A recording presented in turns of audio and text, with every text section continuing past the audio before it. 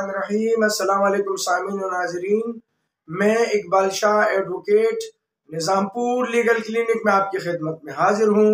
Class number 240 यानी 240 में एक नए टॉपिक के साथ। और आज का जो टॉपिक है वो भी एक बहुत ही बर्निंग इशू है और ये रिफ्यूजीज के हवाले से, खुसूसी तौर पर अफगान रिफ्यूजीज के हवाले से।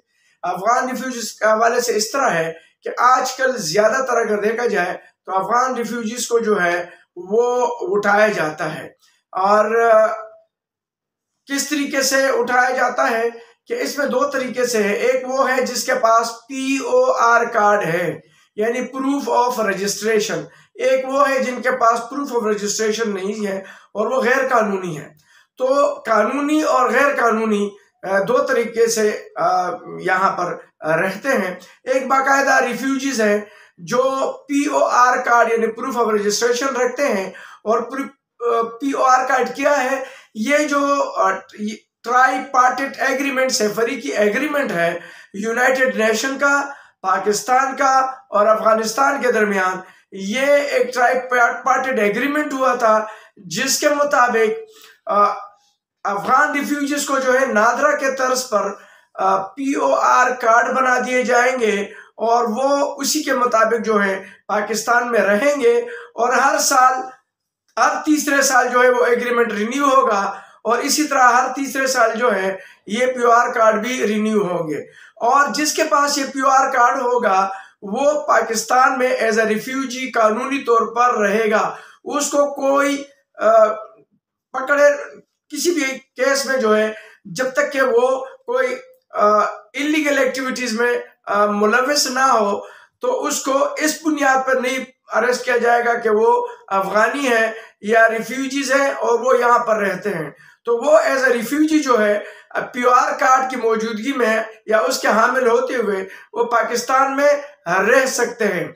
और उनकी बाकायदा निगरानी जो है वो UNHCR करते हैं और उसके बाकायदा फंडिंग देते हैं UNHCR। और यहाँ पर उस पर मुख्तलिफ NGOs जो है, ये जो NGOs है वो काम करते हैं। जैसे कि मुझे याद है जो 2007-8 में मैंने एक साल शार्प NGO जो है उसके साथ काम भी किया एक साल, और UNHCR की वसातत से। और वो बाकायदा POR कार्ड को जो है वैलिड करार देते थे और जो POR कार्ड रखते थे वो इसके एम्बेड में होते थे और जो POR नहीं होते तो इसके एम्बेड में नहीं होते थे। तो इस हवाले से जो आजकल जो है उनको पकड़ा जाता है अफगान रिफ्यूजीज को, तो उसमें बहुत सारे वो लोग भी होते हैं जिनके साथ POR कार्ड भी होता है लेकिन उसको पकड़ा जाता है। तो ये ज़हन में रखें कि जिनके पास POR कार्ड होता है उसको इस बिना पर नहीं पकड़ा जा सकता कि वो अफगानी है। वो इसलिए कि POR कार्ड के हामिल जो है वो एज ए रिफ्यूजीज जो है वो यहाँ रह सकते हैं। जैसे कि और ममालिक के लोग जिसमें सोमालिया के हैं, जिसमें बर्मीज हैं, जिसमें ईरानी है, इसी तरीके से दीगर ममालिक, बांग्लादेशी है, अगर वो रिफ्यूजीज के तौर पर। लेकिन हमारे यहाँ ज्यादातर जिस तरह बंगाली है, बर्मीज है या और है, तो वो तारिकीनी वतन एलियंस के तौर पर वो रहते हैं, तो उसका अलग रजिस्ट्रेशन, उसका ऑफिस भी अलग है। तो ये फर्क होना चाहिए कि एलियंस में और POR कार्ड रिफ्यूजीज में फर्क होना चाहिए। रिफ्यूजीज जो है उसको बाकायदा रिफ्यूजीज के स्टेटस देकर UNHCR के अंडर में या ट्राईपार्टिट एग्रीमेंट के अंडर वो रहते हैं, तो उसको जो है पकड़ा नहीं जाता इस बिना पे कि वो रिफ्यूजीज है। और हाँ, अगर वो जिसके पास POR कार्ड नहीं है तो उसको इस बिना पर पकड़ा जा सकता है कि वो रिफ्यूजीज नहीं है।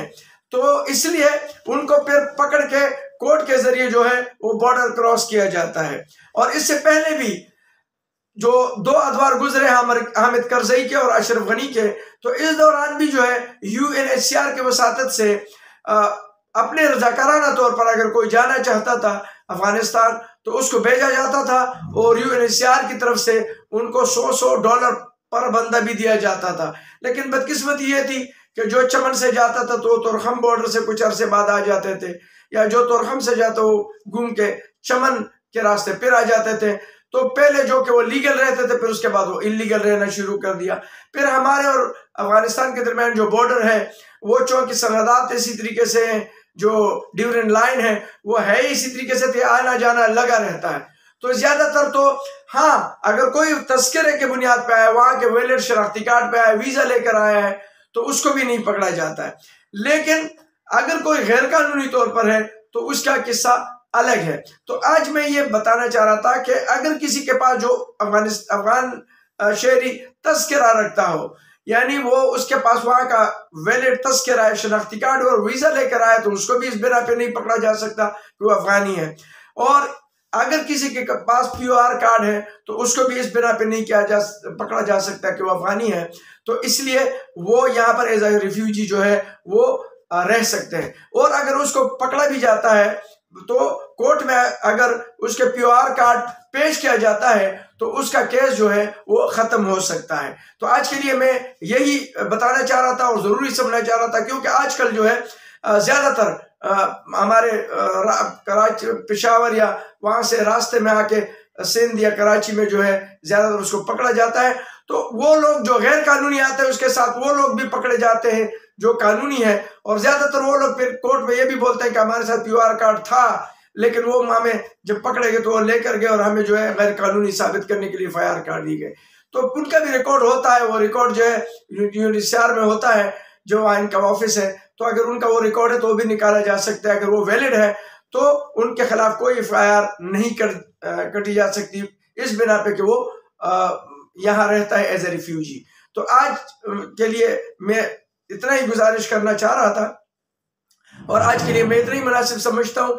लेकिन जाते जाते मैं आपको जरूर रिक्वेस्ट करूंगा कि अगर आप मेरे चैनल में नए हैं तो आप मेरे चैनल को जरूर लाइक करें, कमेंट्स करें, सब्सक्राइब करें और बेल आइकन को भी आप प्रेस किया करें ताकि मेरे आने वाले वीडियो आप तक पहुंचते रहें। आज के लिए इतना ही, इजाजत चाहता हूं। अल्लाह हाफिज।